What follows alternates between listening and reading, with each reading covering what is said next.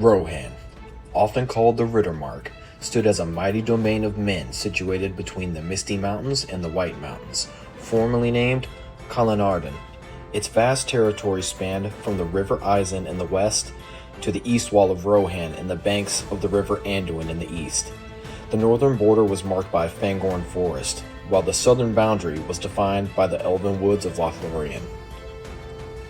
In the 13th century of the Third Age, the kings of Gondor formed robust alliances with the Northmen of Rhovanion, a group reminiscent of the ancient Three Houses of Men who eventually evolved into the Dunedain. By the 21st century, a surviving faction of these Northmen, called the Eothod, had migrated from the Anduin valleys to the northwest of Mirkwood. In 2509, Cirion, the steward of Gondor, sought the aid of the Eothod to fend off an invasion by men from Rhûn and orcs from Mordor. Eorl, the Young, their leader, answered the call and swiftly arrived at the decisive battle on the field of Celebrand. There, his forces decisively defeated the orc army, shifting the course of the conflict. As recognition for his bravery and aid, Eorl was granted the Gondorian province of Kalanarden, except for Isengard, as a reward. To the people of Gondor, the land was known as Rohan, inhabited by the Rohirrim, also known as the Horse Lords.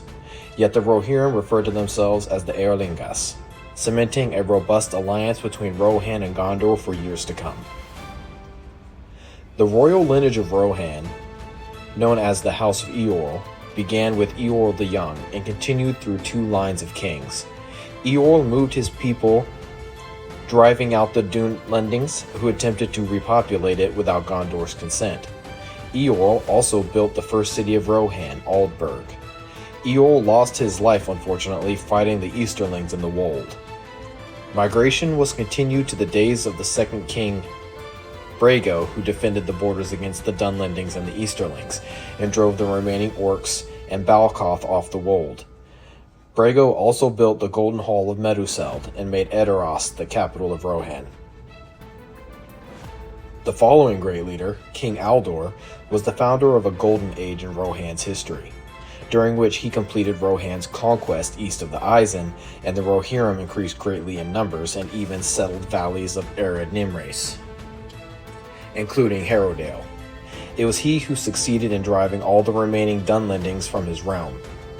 Rohan continued to prosper during this rule, but as the guard of the borders lessened, the Dunlendings slowly began to return to northern Westfold, settling the area around the Ring of Isengard and the southern eaves of Fangorn Forest.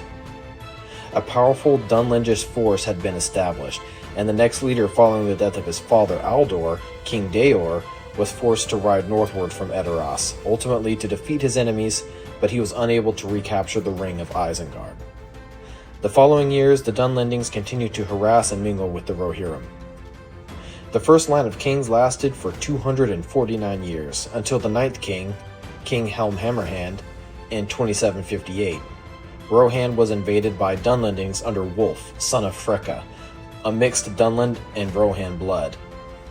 The king, Helm Hammerhand, took refuge in the Hornburg until reinforcements from Gondor and Dunharrow arrived a year later and defeated the invaders. Regardless, both King Helm Hammerhand and his sons did not survive the conflict. In a daring raid, King Frealof, the 10th king of Rohan and successor to King Hammerhand, recaptured Edoras and managed to reclaim it. He eventually drove the Dunlendings back across the rivers Isen and Adorn, freeing all of Rohan. It would take Rohan close to 200 years to recover its strength after the invasion.